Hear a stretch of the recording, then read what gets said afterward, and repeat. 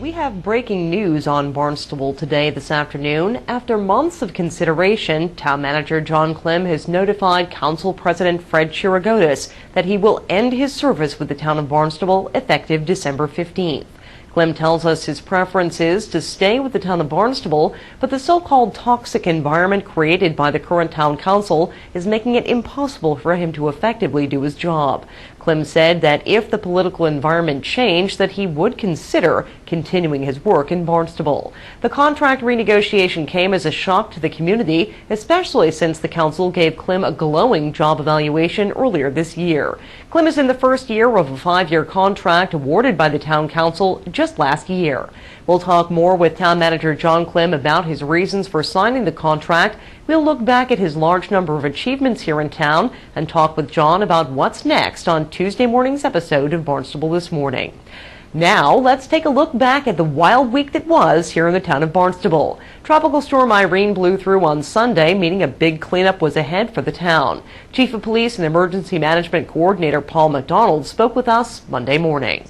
It was busy. We had the shelter open the prior evening at 6 o'clock, and right at 6 o'clock we actually had clients coming into the shelter. During the peak of the storm, we had up to 40 individuals staying at the shelter. We had additional patrols out there. DPW had pre-positioned, deployed some heavy equipment throughout the town. The storm came in, and right at 7:45, right after shoot, we started off with a windsurfer off of Luke's Beach, which started the day, which shows a complete lack of common sense. And Couture Rescue actually had to launch a boat, go out there and assist him back to the shore. Besides that, it was a pretty busy day. A lot of tree limb and branches were down, blocking the roadway. We had to shut down a couple of roads on Craigwood Beach, Long Beach Road. The actual tide came up into the parking lot, into the roadway area, to shut it down. So things like that. A lot of power outages. We still have widespread power outages throughout the town. Right, and that's definitely, so I think that was the biggest thing, that at least that I noticed, was the power outages for sure, and a lot of downed wires.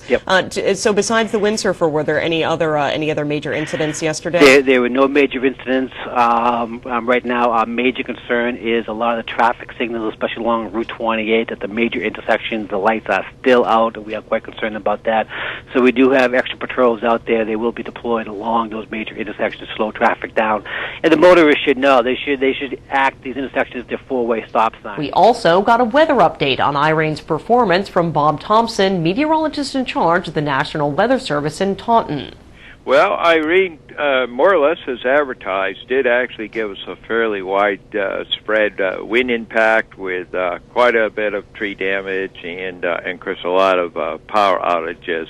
Even though it was downgraded to a tropical storm, as it came close to New England, it still had a big punch. We were on the windy side of the storm, to the right of the track, and it was also a very large storm. Some hurricanes and tropical storms are more compact than others, and this particular one was a very large one. So we had a big wind envelope. And then further to the west, to the left of the track, is where we often find the heaviest rain, and we did get that certainly through the Berkshires.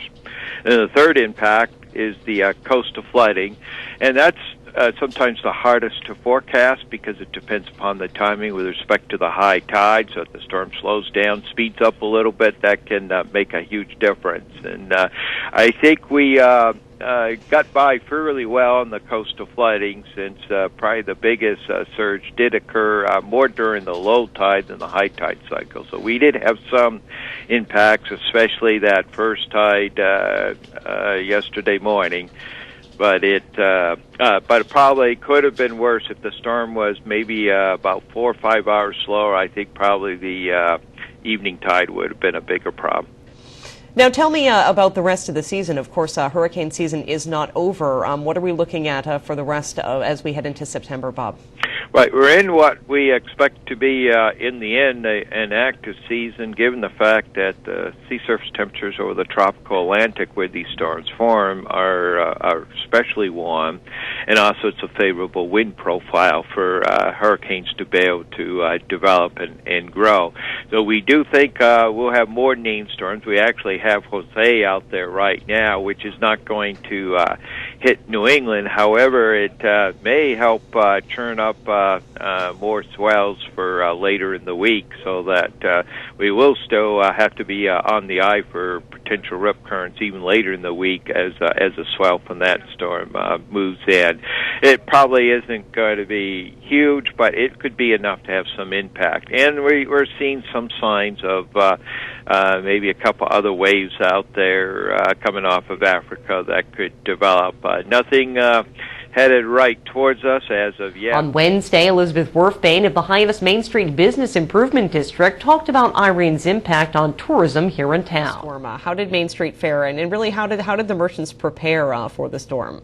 A lot of merchants put up boards on the windows, although Artifact's window did get a crack. And a lot of merchants were closed during the storm, and especially the restaurants. And many of them lost power and had to go on a generator. Some who didn't have a generator, because it takes a pretty big generator. I thought, oh, well, everyone could get a generator for $2,500. But actually, the restaurant-powered generators are about $30,000. So it's a big difference for like a small seasonal restaurant. So some actually lost everything in their coolers. So a few did make big losses, and but in general, I think that they're pretty positive about the weather coming up, and that they'll make some of it back. Exactly, and I was talking to Wendy Northcross this morning, who said, it was slightly concerning the amount of people who did cancel their vacations. But then again, I think there were a lot of people out and about Sunday once they lost power that were looking for restaurants and places to go, and I think that kind of maybe offset just a little bit of it. Oh, yeah, like Not Your Average Joe's had a 2-hour wait. But, they were at the mall. It was a little different animal, because their Sears was open as well. So they had kind of a little more of a stable base. But I would say most freestanding restaurants were closed. And you're right, it was too bad to have that loss of revenue. But, restaurants in general, they just can't be in a position to put their staff in danger. Exactly. Now, as you mentioned, as the generators are very expensive for restaurants, and you said some of them may have lost some of their inventory due to the power outages. How long was the power out on Main Street? It's spotty, as you probably have learned. Everybody has a different story. One place would have, no electricity, the next place has electricity. So it was kind of an interesting storm in that sense. Neighbor to neighbor, it was very different. Exactly. So, yeah, Katie's Ice Cream, they had to go and sleep there all night and babysit their generator because they had all their ice cream. Right, and you certainly don't want to come in on Monday morning to a big store full of melted ice cream. Yeah, there's nothing worse than a puddle that's worth $10,000. And on a lighter note, on Friday, we welcome back Dan Hodge. Since last year, he's become owner of the Cape's Junior Hockey League team, renamed the Cape Cod Islanders, and gave them brand new colors, black and gold. Thank you so much for joining us today. So welcome back, and things have changed a little bit since you joined us last season. The team we were talking about last year, of course, was the Cape Cod Cubs, and now they're known as the Cape Cod Islanders. So, Dan, tell me a little bit about why you decided to change the name of the team. Well, it really wasn't done on necessity, but we kind of wanted to make a break from what we had done prior. We had a lot of success with the Cubs, and I took over the ownership of the team. We kind of want to make it and try to make it right. So we decided to go with the Islanders, and hopefully it's a turn for the better. Great. And what made you decide to step up and become the owner of the team as opposed to just the coach? Well, the previous owner, he ended up leaving Cape Cod to do something on his own, and the league wanted to keep the franchise in the area because they liked what the Hyannis has to offer in the youth and community center. And so we decided, they offered me the franchise to take over, and I did, and very happy I did. Great. And so not only does the team have a new name, but you also have some new logo colors, and you're going with black and gold, very similar to our Stanley Cup champion Boston Bruins. Yeah, definitely. We, of course, with the Bruins winning the Stanley Cup, black and gold just seemed like the perfect match for a new team, a new franchise. The Islanders play their first game next Friday at 7 p.m. at the HYCC. We hope you enjoy your Labor Day weekend. Barnstable Today and Barnstable This Morning will return Tuesday morning. Be sure to tune in to Barnstable This Morning Tuesday for our in-depth interview with Town Manager John Klim. With Barnstable Today, I'm Sarah Colvin.